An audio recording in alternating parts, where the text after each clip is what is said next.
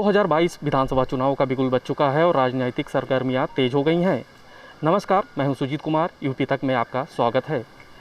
इस वक्त हम मौजूद हैं बलरामपुर के टेढ़ी बाज़ार मोहल्ले में। यहां कुछ लोग हैं जिनसे हम जानेंगे कि आखिर योगी सरकार के 4.5 सालों में कितना विकास हुआ है, क्या उन विकास कार्यों से यहाँ के लोग कितना संतुष्ट हैं। सर, क्या नाम है? राजीव अग्रवाल। कहाँ के रहने वाले हैं सर? भगवतीगंज, बलरामपुर। योगी सरकार के 4.5 सालों में कितना विकास कार्य हुआ है, क्या उससे आप संतुष्ट हैं? मैं तो संतुष्ट नहीं हूँ। केवल विज्ञापन ही विज्ञापन रहता है अखबारों में, टीवी पर, और जो सड़क पर काम देखो तो कोई काम नहीं हो रहा है। केवल भ्रष्टाचार है। सड़क बनती है, 2 साल में टूट के बराबर हो जाती है। जहाँ भी जाओगे भ्रष्टाचार ही भ्रष्टाचार है। सरकार जिन वादों के साथ सत्ता में आई, क्या लगता है कि उस वादों को उन्होंने पूरा किया? बिल्कुल नहीं पूरा किया। बदले की सरकार है, ये बदला ले रही है और इसके अलावा कुछ नहीं है, कतई कुछ नहीं है। मतलब जितना विकास कार्य कराना चाहिए था अभी तक धरातल पे कोई भी विकास कार्य नहीं, कहीं कुछ नहीं है। धरातल पर कहीं कुछ नहीं है। हमारे साथ और लोग भी मौजूद हैं, हम उनसे भी जानेंगे कि आखिर उनका क्या कहना है। क्या नाम है सर? सुरेश चंद्र मिश्र, स्वतंत्रता संग्राम सेनानी, उत्तराधिकारी संघ, पूर्व महासचिव।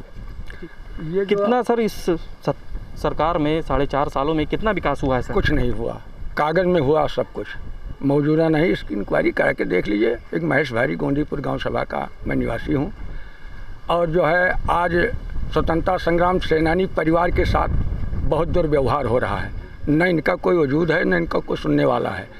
आज़ादी की लड़ाई में जब ये जेल गए तो उनके बच्चों को उसका भुगतना पड़ा। आज कोई ध्यान देने वाला नहीं है, न कोई तवज्जो है।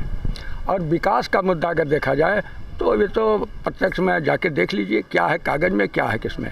एक पत्थर लगा हुआ शासन आदेश के तहत 5 साल से गिरा हुआ था। खंड विकास अधिकारी महोदय CDO साहब से बहुत निवेदन किया। उसके बाद में एक डुली साहब थे, वो हमारे प्रांत अध्यक्ष हैं, उनसे कोई बैठती थी, उन्होंने फ़ोन किया। फरवरी में आदेश हुआ BDO साहब का, वो लगा है, जाके महेश भारी में देख लीजिए किस तरीके से लगा है। अगर उससे कुत्ता उनके नाम के ऊपर मगर धिक्कार है। बगल में भाई साहब आपका कब्रिस्तान है, और कब्रिस्तान और शमशान के नाम पर जिन्होंने सरकार बनाया है, बगल में चलकर देख लीजिए शमशान जो हम लोगों का है, देख लीजिए किस हालत में है। यहाँ हमारे साथ और भी लोग हैं, यहाँ मौजूद हैं, उनसे भी जानेंगे कि आखिर कितना विकास हुआ है, क्या उससे संतुष्ट हैं या नहीं है। क्या नाम है सर? मेरा नाम धीरज मोदनवाल है, मैं टेढ़ी बाज़ार का निवासी हूँ। इस सरकार में अगर बात करें तो कितना विकास हुआ है? कोई काम नहीं हुआ है, केवल कागजों की कार्रवाई हो रही है। गरीब लोग कुचले जा रहे हैं सरकार में, कोई सुनवाई नहीं है। नीचे तबके से लेकर और मीडियम क्लास के लोग बहुत परेशान हैं इस सरकार में। ना चाहे आप स्वास्थ्य ले लीजिए या बिजली की समस्या, बलरामपुर के निवासी आप भी होंगे हैं। 24 घंटा बिजली देने का सरकार ने वादा किया, लेकिन 2 घंटों में शायद 5 मिनट बिजली बलरामपुर जनपद मुख्यालय के मार्केट लाइन में रहती है।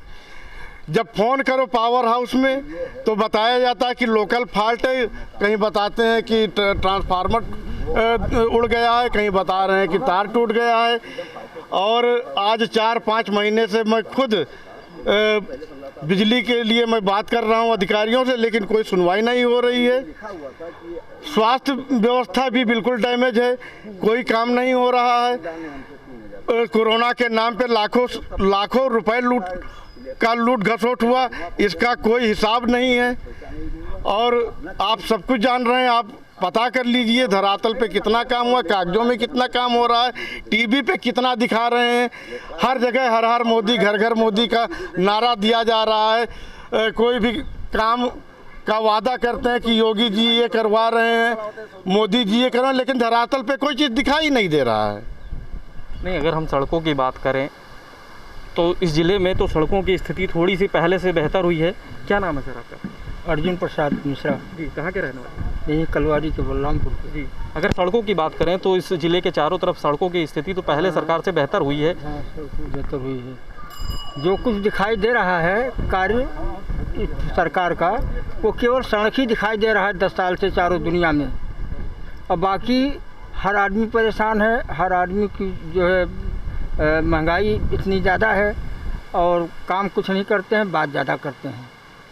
अब दिखाई एक हम लोग यही देखते हैं कि सड़क सारी दुनिया में बन रही है तो यहाँ भी बन रही है। विज्ञापनों की जैसे अगर मूलभूत सुविधाओं की बात करें मूलभूत सुविधा तो अब सड़क पर ही जिसको चलना है उसके लिए तो बड़ी सुविधा है।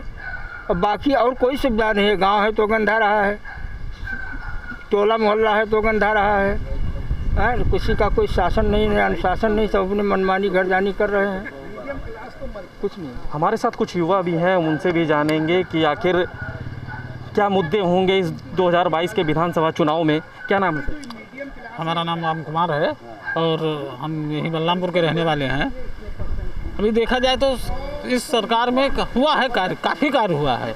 विशेषकर जो हमारा मेन मुद्दा था कश्मीर का, जो कि बराबर उस पर हर लोग लड़ रहे थे, वो हल हुआ, जो इस सरकार की एक बड़ी उपलब्धि कही जाएगी।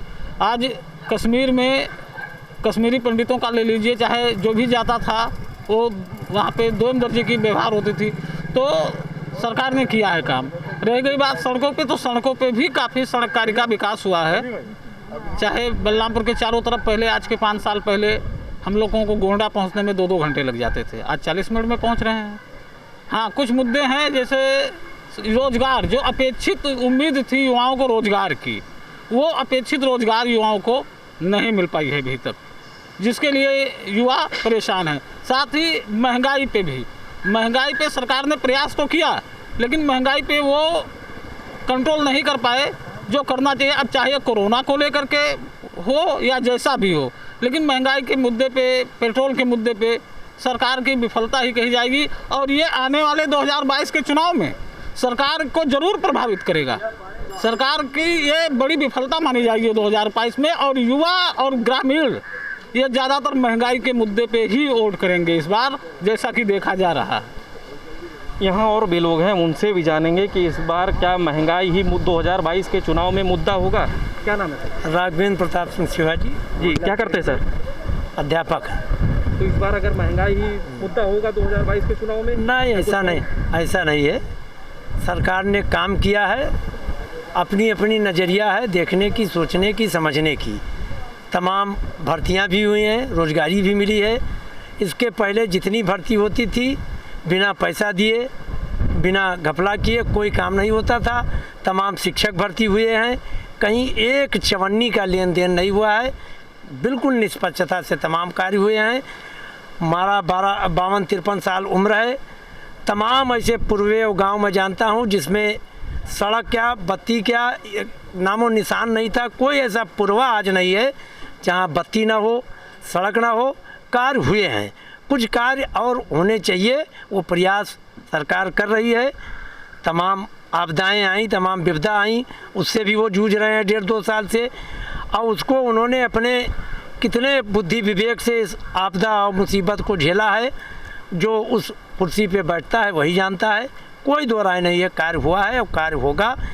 हम तमाम लोग इससे संतुष्ट हैं और कोई कहीं वो नहीं है, बस अपनी अपनी सोच है और पार्टी और उसकी बात है, बाकी सब सही है। यहाँ लोगों की मिली जुली राय देखने को मिली है। अब देखना होगा कि 2022 में किसको मिलेगी कुर्सी, किसकी होगी ताजपोशी। सुजीत कुमार, यूपी तक, बलरामपुर।